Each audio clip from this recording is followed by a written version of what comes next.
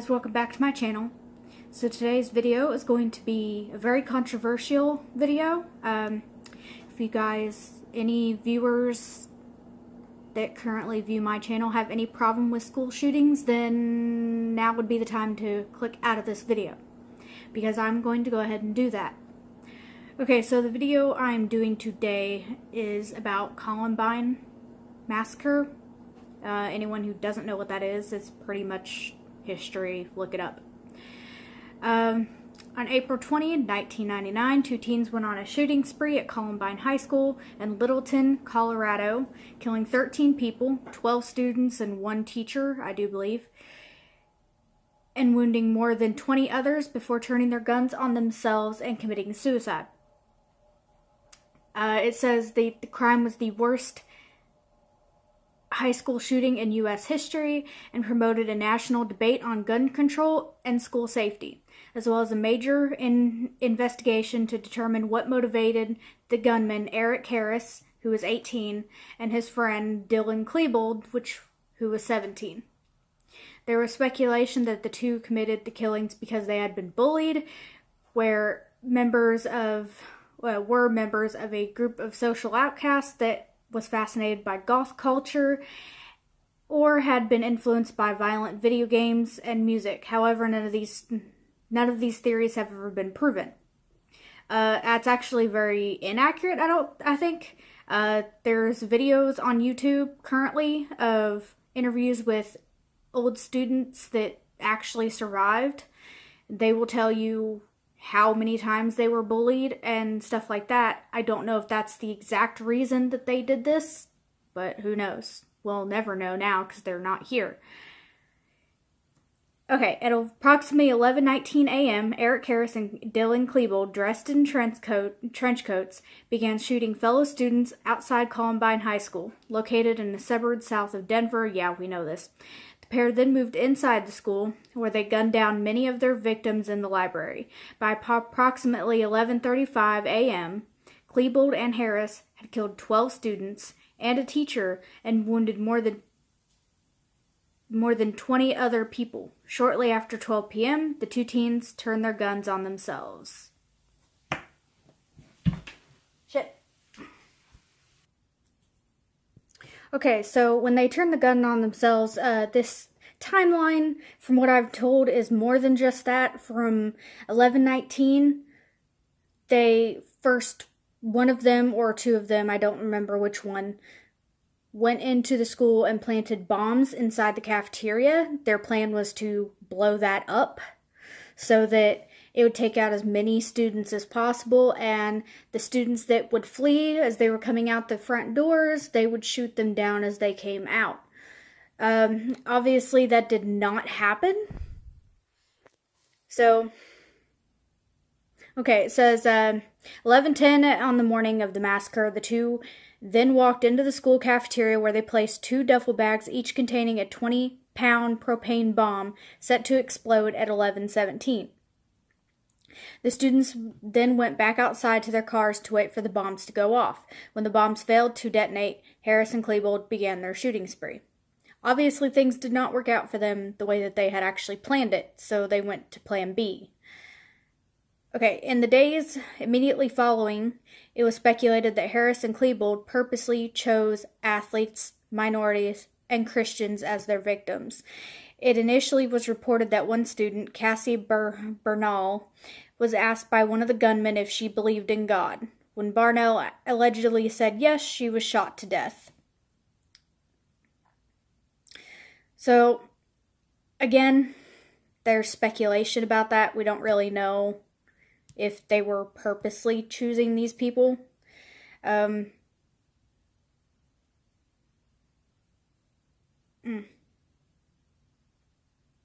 There's speculation that Harris and Klebold committed the killings because they were members of a group of social outcasts known as the Trenchcoat Mafia that was fascinated by goth culture. It was also speculated that Harris and Klebold had carried out the shootings as retaliation for being bullied. Additionally, violent video games and music were blamed for influencing the killers. However, none of these theories were ever proven. And that would be about right. Video games can only do so much. However, if you're mentally unstable, you shouldn't be playing them in the first place. Through journals left behind by Harris and Klebold, investigators eventually discovered the teens had been planning for a year to bomb the school in an attack similar to the 1995 Oklahoma City bombings. Investigative journalist Dave Cullen, author of the 2009 book Columbine, described Harris as the callously brutal mastermind, while Klebold was a quivering depressive who journaled obsessively about love and attended the Columbine prom 3 days before opening fire. There's also speculation that Dylan Klebold was suicidal. He was already planning on killing himself. I'm not entirely sure if he was going to before the shooting or after, but he was already talking about it. Alright, in the aftermath, many schools across America enacted zero tolerance rules regarding disruptive behavior and threats of violence from students. Columbine High School reopened in the fall of 1999, but the massacre left a scar on the Littleton community. Mark Maines, the man who sold a gun to Harris and bought him 100 rounds of ammunition on the day before the murders, was sentenced to 6 years in prison. Another man, Philip Duran, who introduced Harris and Klebold to Maines, also was sentenced to prison time. Some victims and families of people killed or injured filed suit against the school and the police. Most of these suits were later dismissed in court. Okay, so that is not all my video is going to be on before I move on to the next thing. It was speculated that the police could have gone in. Apparently, from one of the parents, they said that the door to the library was propped open. The SWAT team could have easily went in there early and stopped this. They did not. And it took them 3 hours after the two boys committed suicides to go in and do anything. So the rectifying thing of that is that because they waited that 3 hours to go in, that teacher that died could have easily been saved. He was bleeding out, basically, and had they gone in earlier than that, he probably would still be alive. They also, by going in early, could have saved all those students in the library. They're still saying that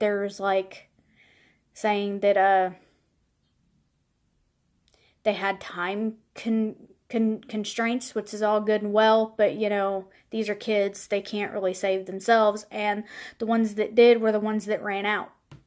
Okay, so moving on. These are the pros and cons of school shootings.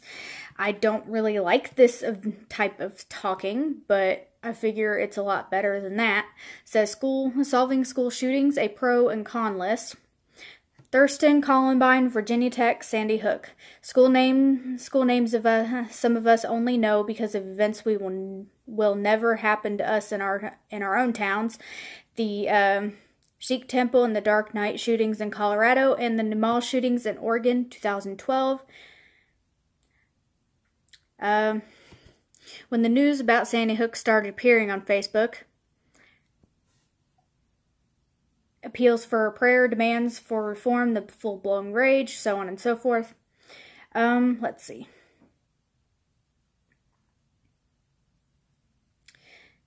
Debate started on threads about it. Let's see. This is not very helpful. I should have went somewhere else.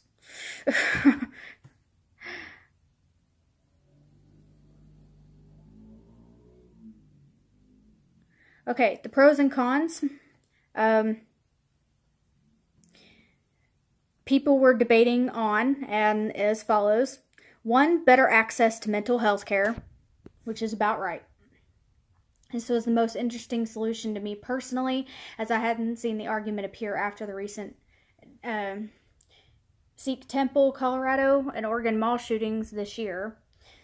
Sorry, this is not the actual year. By the way, I'm just reading from something.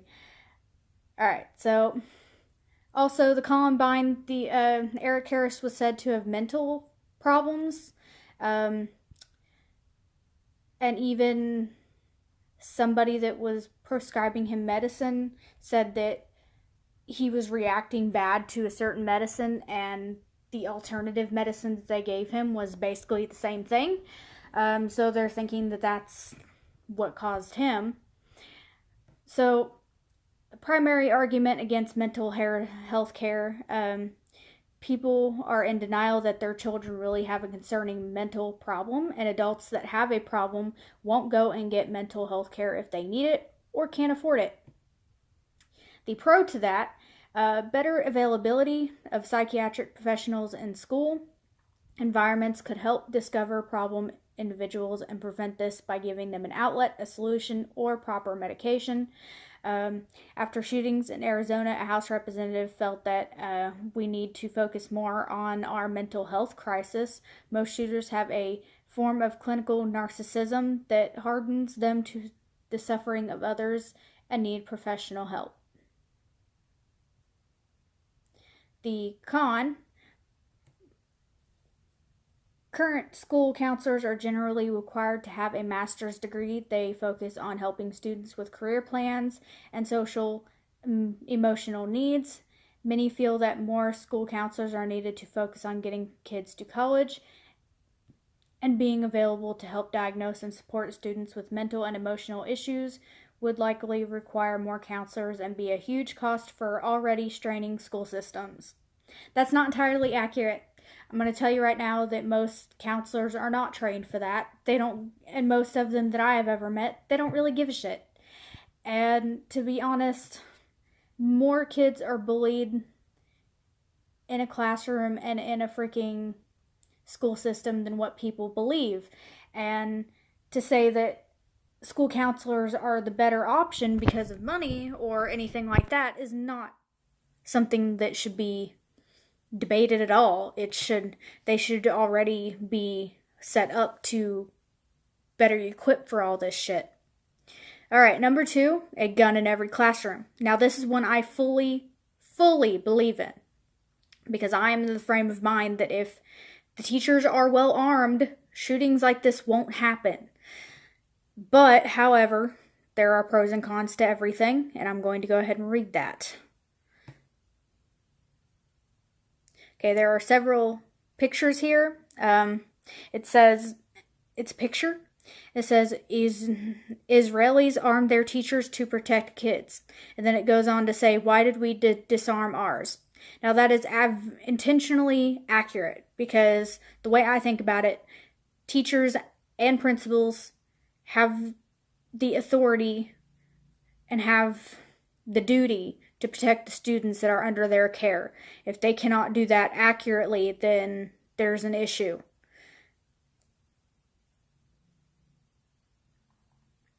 And it is a very obvious thing that a place that is not heavily armed or not armed at all are going to be targets, because these people are going to know, oh, they're not armed, we can go in and do whatever we want. So with that said, that's why I am a full believer of having guns at a school. Do I believe that every person in that school should have a gun? No. I do believe, however, that there should be certain people that should be tested, should have a license, should have a certain test every year to make sure that they're still mentally and physically capable of doing this and holding a gun. But I do believe that somebody, somewhere in that school, should be physically armed. So, with that said, the primary argument against this: they have 5 guns, so I need 6. Mentality doesn't solve anything. Just adds more guns. An eye for an eye makes the whole world blind. Now, while that's pretty accurate, that's still not very accurate at the same time. Because, like I said, people who are not armed are the most likely to be targets. It's setting yourself up for a world of trouble, basically. All right, the pro: Harold, Texas, a small unincorporated town with approximately 100 students, allows some teachers to carry concealed weapons. This was in response to the Columbine shootings in 1999, where 13 people were killed, plus the 2 shooters were killed, and injuring 21 other students. They didn't want their students to be fish in a bowl. A less broad suggestion was that schools should have at least one trained, armed guard on the premises. I am for that because that would solve so many issues. If a gunman were to come into that school, they probably wouldn't be able to do half of what they would do versus a school that's not armed. Does anyone see my thought process here? The con, alright, there are more than 98 million schools and 7 million teachers in the United States public school system, per the U.S. Census. A mandate to train and arm every teacher with a concealed weapon would cost an enormous amount of tax money and would require a large increase in taxes to support this program for already straining school systems. Not every teacher is pro-gun, and being a teacher doesn't guarantee that they have their students' best interest in mind. Not even Columbine High School chose fight fire with fire as the best deterrent. Now, again, I agree with that, because it states that not every teacher has their students' best interests in mind. That is very accurate. However, there are teachers that are. And like I said, the ones that are and the ones that choose to, they should be given that choice. They should be given the choice to have a gun in case stuff like this happens. It shouldn't be just thrown off to the wayside because of money or because they don't believe in that issue. Teachers should be given that option, because not only are they supposed to be there teaching students, they're supposed to be there to protect them. They're under their care. And if they're not willing to take care of these students, then they shouldn't even be there. And it's the same thing with the whole tax money thing. The tax money there is for the people. Yes, it comes from us, but it's there to help us. Like, there to pay for certain things. I do believe that tax money should be made for that. It should be spent on that. Not all of it, but some of it. And that is my whole thing with that. I do not believe that guns should be taken away. It's only going to cause more problems in the long run. Because, let's face it, yeah, we may not have guns, but criminals don't need laws to have guns. Alright, so number 3 is gun control laws. I'm going to go ahead and go with the primary argument on this. Of the 142 guns possessed by the killers, 1982 to 2012, more than 3/4, 75%, were obtained legally. The arsenal included dozens of assault weapons and semi-automatic handguns. According to the same article, made up of over 60 of the 142 guns, and over 30 were assault weapons, making 90 of the 142 guns being used able to carry and execute a lot of ammo without reloading. For example, a Glock 33 has an enormous ammunition capacity, allowing 33 bullets to be fired in rapid succession before reloading. Though these multi-round semi-auto assault weapons may be used in sport shooting and hunting, they are inspired by or designed as weapons for human-to-human combat.